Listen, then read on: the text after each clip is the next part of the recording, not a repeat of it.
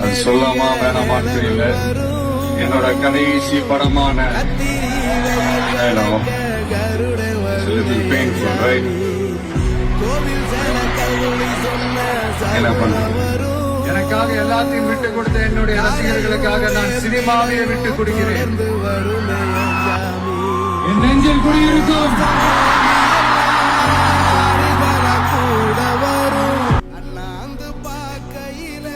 நீ அழமாட்டேன்னு எல்லாரையும் அழ வச்சேனா?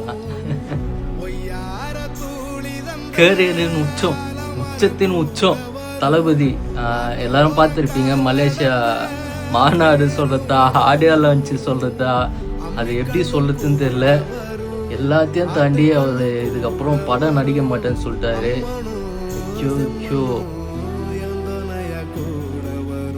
முடியலைங்க. நிறைய பேரால தளபதி ஃபேன்ஸாலையும் இது வந்து